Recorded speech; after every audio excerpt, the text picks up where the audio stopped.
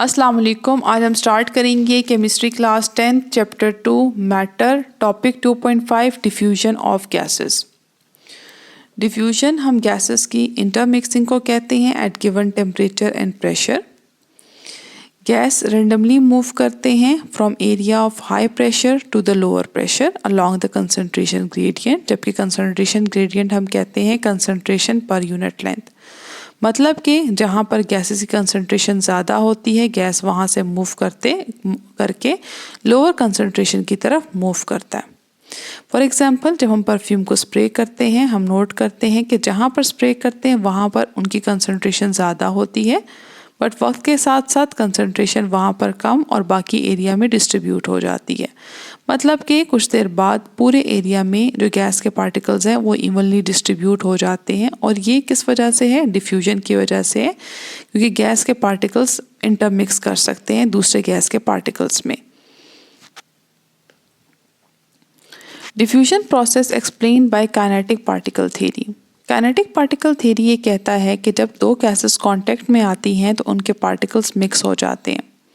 Reason ये है कि गैस के पार्टिकल्स रैंडम मोशन शो करते हैं, ठीक है, क्योंकि उनके पास काइनेटिक एनर्जी होती है। जब गैस के पार्टिकल्स रैंडमली मूव करते हैं तो वो आपस में कोलाइड करते हैं और कोलिजन के रिजल्ट में उनकी डायरेक्शन चेंज हो जाती है, ठीक है।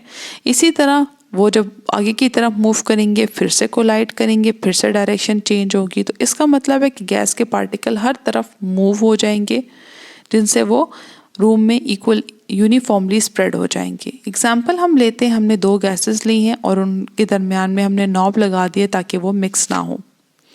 फिर हम क्या करते हैं, उस नॉब को रिमूव करते हैं और उनको मिक्स कर देते हैं।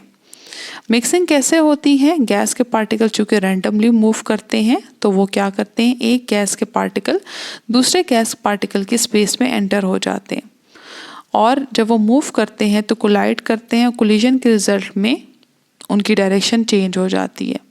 इस तरह वक्त के साथ साथ वो दोनों गैस के पार्टिकल्स हर जगह पे इवनली डिस्ट्रीब्यूट हो जाते हैं। Factors affecting diffusion.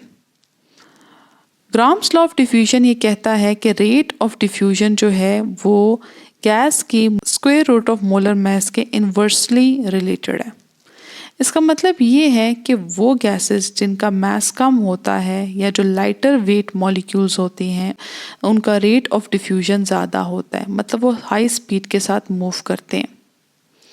Kinetic particle theory हमें कैसे समझाता है? According to that average kinetic energy gas के मॉलिक्यूल्स की सेम होती है सेम टेम्परेचर पे, ठीक है। तो काइनेटिक एनर्जी का फॉर्मूला होता है 1/2 mv²। इसके अकॉर्डिंग जो मास है उसका वेलोसिटी के साथ इन्वर्स रिलेशन है। तो अगर मास ज़्यादा होता है मॉलिक्यूल का तो वेलोसिटी कम होती है, या मास कम होता है तो वेलोसिटी ज़्यादा होती है। तो जो लाइटर वेट मॉलिक्यूल होगा उसकी वेलोसिटी ज़्यादा होगी, इसीलिए वो हाई स्पीड के साथ मूव करेगा। तो जब हाई स्पीड के साथ मूव करेगा तो रेट ऑफ डिफ्यूजन भी ज़्यादा हो जाएगा। नेक्स्ट है टेम्परेचर का अफेक्ट। जब टेम्परेचर इंक्रीज करता है तो डिफ्यूजन भी इंक्रीज होती है। कैसे? जब किसी भी गैस का हम टेम्परेचर इंक्रीज करेंगे तो उस गैस के मॉलिक्यूल्स की जो एवरेज काइनेटिक एनर्जी है वो भी इंक्रीज हो जाएगी, जिसकी वजह से वो हाई स्पीड के साथ मूव करेंगे। कैसे? हम फॉर्मूला देखते हैं काइनेटिक एनर्जी का जो है 1/2 mv²। According to this formula kinetic energy is equals to 1/2 mv²। इसका मतलब है कि काइनेटिक एनर्जी और वेलोसिटी का डायरेक्ट रिलेशनशिप है।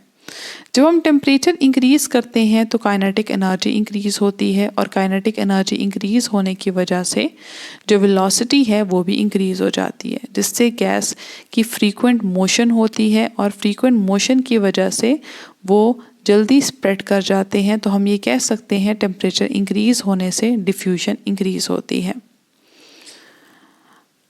Concept assessment exercise 2.1।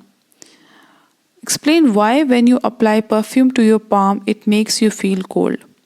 जब हम परफ्यूम को अप्लाई करते हैं तो हमें पता है कि वो बहुत जल्दी एवापोरेट कर जाती है और उसी एवापोरेशन के रिजल्ट में हम कोल्ड फील करते हैं।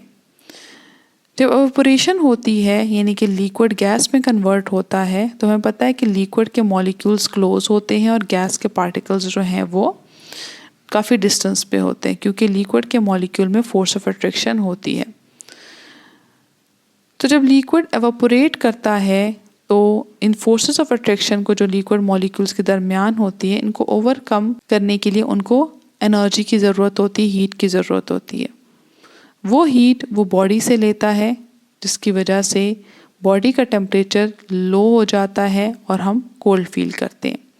सेम इसी फिनोमेना के साथ ये भी होता है। हमने लिखा we all sweat as our sweat evaporates it cools us.